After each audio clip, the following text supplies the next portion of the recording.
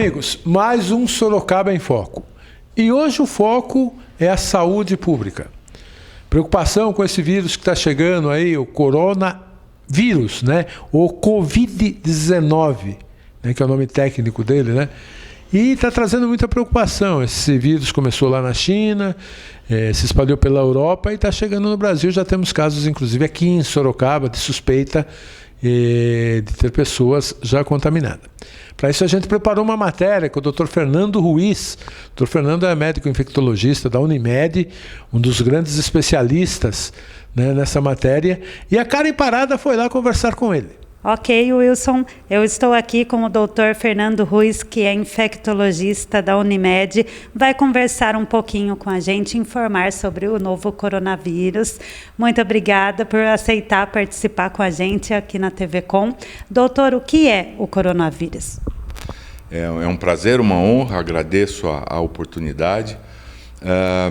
Coronavírus é uma família de vírus que já existe há algum tempo. Alguns deles já infectam a raça humana há algum tempo, ocasionando quadros de viroses respiratórias, mais parecidos com o resfriado comum, que tem um outro vírus chamado rinovírus, que normalmente ocasiona o resfriado, diferente da gripe, que é ocasionada pelo influenza. Inclusive, a campanha de vacinação do influenza vai ser abreviada, vai começar mais cedo esse ano, por conta, né, de se poder diferenciar para frente se é o novo coronavírus ou não. Os coronavírus já existiam e no final, no finalzinho de 2019, emergiu um novo coronavírus, quer dizer, uma mutação desse vírus lá na região central da China. E ocasionou uma quantidade enorme de casos, com um grau de mortalidade relativamente significativo, e isso vem se espalhando, disseminando para o mundo inteiro. A Organização Mundial de Saúde, já há um mês, no final do mês de janeiro, havia decretado emergência de saúde pública no mundo, calamidade pública. Quer dizer, é um vírus que tem um poder de propagação muito grande. Então, ele deve ter sido originado de animais. O pangolim, que é uma espécie de tatu que existe na Ásia, provavelmente é o animal de onde ele derivou, né? Esses vírus ficam nos animais e o homem ele é um hospedeiro eventual, que foi o que passou a acontecer. E ele é realmente tão preocupante, tão alarmante? Veja bem, ele é preocupante e alarmante no sentido de se propagar facilmente, que é o que eu acabei de falar. Hoje nós estamos aqui no penúltimo dia de fevereiro e ele da China, ele já atingiu mais de 50 países. Nós temos hoje um absurdo de quase 100 mil casos, com quase 3 mil óbitos. Então, claro que isso é importante. Na realidade, ele não é um vírus tão letal quanto os outros que nós já conhecíamos. Então, veio o vírus da SARS em 2002, veio o H1N1 depois, veio a gripe suína, não sei se vocês se lembram. MERS, que foi um coronavírus que ficou restrito no Oriente Médio, né? E isso vem aparecendo ocasionalmente, mas o próprio Ebola, que tem uma taxa de letalidade de quase 40%, né? O H1N1 de aproximadamente 10%. A taxa de letalidade, quer dizer, o que esse novo coronavírus pode ocasionar é por volta de 1,5%. Ele vai causar mais óbitos em pessoas de mais idade. Então, lá por volta da faixa etária de 80 anos, essa taxa de letalidade chega a 3%. Mas vamos dizer assim, nas idades mais novas, né, crianças, adultos e jovens, essa taxa de mortalidade é bem menor. Então, a taxa média é por volta de 1,5% de letalidade. Então, ele é bem mais ameno do que os outros vírus que nós Quais são os sintomas? O quadro que o novo coronavírus ocasiona é um quadro de uma virose respiratória alta e que evolui depois com tosse. Essa tosse é seca, pode ocorrer falta de ar, pode ocorrer dor no peito, e os outros comemorativos das viroses, né? Então, a febre, dor de garganta, algum quadro intestinal, alguma desordem gastrointestinal, e em casos muito graves acaba cometendo também a parte renal. Então, esse quadro, ele ocorre em até 20%, 30% das pessoas. Então, imagine que 70%, 80% das pessoas infectadas pelo novo coronavírus praticamente não vão nem apresentar o quadro da virose, ou alguma coisa muito fugaz, muito rápida, e não o quadro de uma doença grave, né? Como o doutor disse, a faixa etária dos idosos ela é mais atingida, né? Mas devemos nos preocupar também com as crianças? Com todo mundo. Na realidade, ele pode infectar qualquer faixa etária. O que ocorre nas pessoas de mais idade, que eu falei, é uma taxa de letalidade maior. Essas pessoas, evidentemente, têm deficiência já de imunidade pela própria idade avançada, bem como pessoas que tenham doença de base que mexa com a imunidade. Então, pessoas que tomam medicação que acaba afetando a imunidade, doenças como, por exemplo, HIV, neoplasias, câncer e alguma coisa, e doenças afins, fazem com que a pessoa tenha uma condição de defesa menor para essa virose. E como ocorre a contaminação do coronavírus?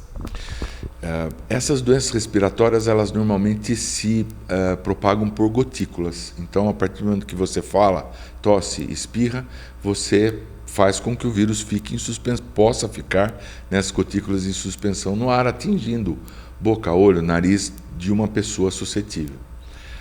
O que se tem demonstrado é que uma pessoa pode contaminar até 2 a 3 pessoas, né, nessa fase do novo coronavírus. E mais importante ainda é o contato. Por isso a importância da lavagem das mãos, da higiene das mãos, porque o vírus pode permanecer num ambiente físico, num ambiente sólido, num equipamento, por exemplo, por até 9 dias, a partir do momento em que ele se instala. E isso, quer dizer, eu falo aqui, o vírus está aqui, ele pula aqui, né, junto com a secreção. Você põe a mão e depois põe a mão na boca, no nariz, pronto, você pode estar pegando. Então, daí a importância dos meios de comunicação hoje estarem insistindo tanto, né, na higiene frequente das mãos, além de você tentar conter, né, a disseminação pela parte respiratória. E quando que deve se procurar o médico? Isso é extremamente importante, é uma pergunta excelente, principalmente para as pessoas entenderem que um resfriado simples, coriza, um quadro que não tenha febre, dessas viroses respiratórias, nós estamos no final do verão, né, e o tempo está relativamente frio. Então, essa diferença de temperatura faz com que essas viroses respiratórias ocorram e que as medidas de tratamento que se tem disponíveis em casa, então repouso, líquido, uma medicação sintomática, paracetamol, dipirona, acabam sendo suficientes para a pessoa ficar bem. Então, o sinal de alarme é a febre, que não some e depois reaparece, tosse importante que vem acompanhada de dor torácica e sensação de falta de ar. Então, esses sinais são sinais de alarme que devem motivar a procura do atendimento médico. Quando que é necessário a internação de uma pessoa ou isolamento? Falou-se também do isolamento domiciliar. Qual é a diferença de uma situação para outra? Então, vamos lá. Essa pessoa que não está bem, né? Primeiro vamos falar então da doença, porque se confunde uma pessoa que não está doente e está muito preocupada se vai ficar isolada, se não. Então agora vamos dar continuidade em relação à pessoa que está doente e foi procurar o serviço de atendimento. Essa pessoa, ela chegando lá e se constatando a necessidade, existe vamos dizer assim, umas categorias em que o médico vai classificar, né, esse quadro, essa situação que se lhe apresenta, e com febre e esses sinais que eu falei, tosse, falta de ar, essa pessoa tem um quadro considerado relativamente grave, essa pessoa é avaliado a necessidade dela permanecer internada no hospital, e se internada no hospital, ela vai ser isolada. Isolamento ideal com quartos de pressão negativa, nem todas as estruturas de saúde dispõem disso, mas dentro do hospital é feito o isolamento. Então, essa pessoa, até chegar ao atendimento, se estiver tossindo, deve colocar uma contenção das suas secreções respiratórias. Essa pessoa deve usar máscara, principalmente se ela ficar numa sala de espera, e evidentemente os serviços de saúde classificarão e recolocarão ela no local mais adequado. Essa é a recomendação. Para as pessoas que vêm de regiões endêmicas, não existe nada a ser feito se ela não apresentar nenhum sintoma, né? As pessoas que estejam diagnosticadas, aí elas vão coletar o exame, existe toda uma sequência que a saúde pública hoje determina que seja realizado. Essa pessoa, não precisando ficar internada, deverá ficar em casa e deverá evitar, evidentemente, que transmitir isso para outras pessoas, né? Então, é extremamente importante que se tenha essa consciência coletiva, né? Você não vai, mas não tem necessidade de quem não tenha a doença ou que não tenha nenhum sintoma fazer nenhum tipo de isolamento. E quem está com viagem marcada para a Europa, deve evitar nesse momento? Olha, para a Ásia, agora tem 2 casos no México, nós só temos um ainda aqui no Brasil, parece que tem mais 2 potenciais, vão aparecer mais casos, vai aparecer casos para os Estados Unidos. Então, o problema da viagem, do deslocamento, é que no aeroporto as nacionalidades e as diferentes origens se encontram dentro dos voos no aeroporto de modo geral. Então, é claro que você pode ter contaminação. Existe um caso hoje descrito na Califórnia da pessoa absolutamente não viajou. Como é que ela tem? Como é que foi introduzido o vírus lá, né? O novo coronavírus. Então, existem algumas coisas ainda que não estão explicadas. Se existe a possibilidade de você remarcar essa viagem para um momento onde não haja esse tipo de restrição, seria mais adequado. O Brasil, de uma maneira geral, está preparado para lidar com o coronavírus? Olha, inclusive o próprio ministro da Saúde falou ontem de uma forma relativamente brilhante.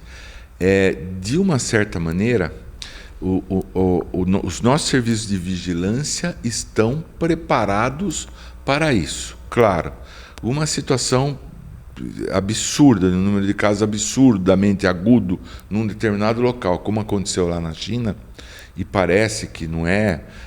Havia um período antes em que isso já estava acontecendo, a história do médico, que já havia dito que era um número de casos absurdo. Quer dizer, parece que aqui nós temos hoje, vamos dizer assim, condições de enfrentar isso com tranquilidade. Claro que depende da proporção que isso vai tomar. Será que esse vírus, que vem lá do frio, ele é originário de um clima extremamente adverso, onde as pessoas têm que ficar mais aglomeradas e protegidas da diversidade do clima? Será que vindo aqui, calor, uma situação onde as pessoas não têm tanta essa necessidade, será que ele vai ter esse mesmo comportamento? Isso nós vamos ver nos próximos semanas, nos próximos 2, 3 meses.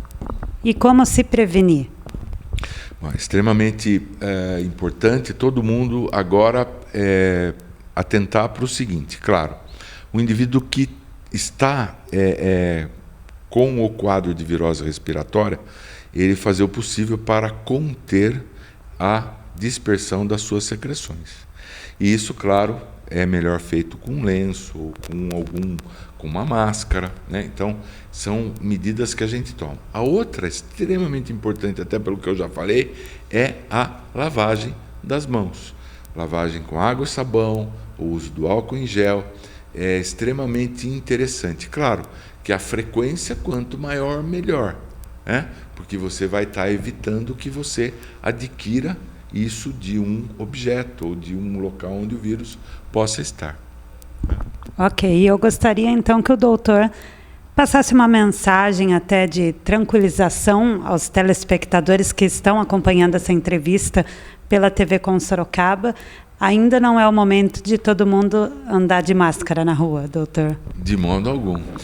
Veja só, é extremamente importante que todas as pessoas se conscientizem de que é um vírus de um poder patogênico não absurdo como outros que nós já enfrentamos, né?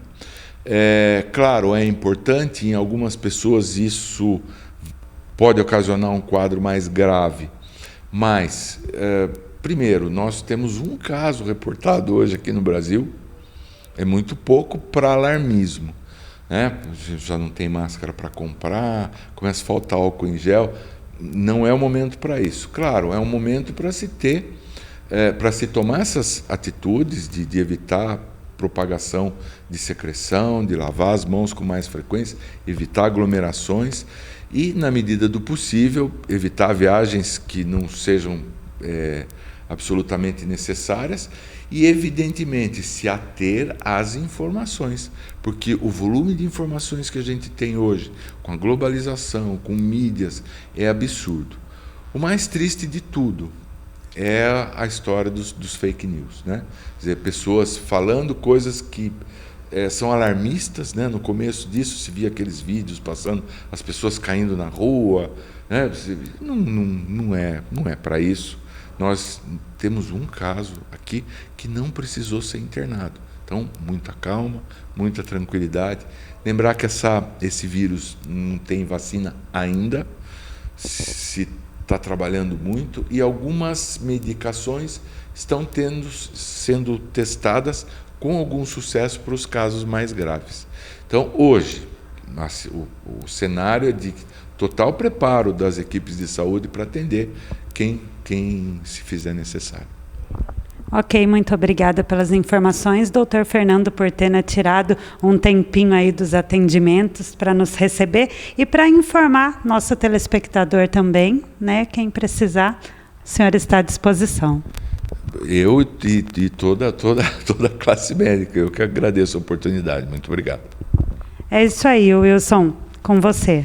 Bem, está aí essa matéria esclarecedora, né, que a Karen fez junto com o Dr. Fernando. Agradecer ao Dr. Fernando aí, que nos deu essa bela entrevista esclarecedora, né, e a gente tomar as precauções que precisa aí, né, para a gente não ter esse problema e rezar, né, que a oração ajuda muito também, né, que esse vírus não chegue com tanta intensidade aqui no Brasil, né. Um grande abraço, o Sorocaba em Foco vai ficando por aqui, fique com Deus e até uma próxima oportunidade.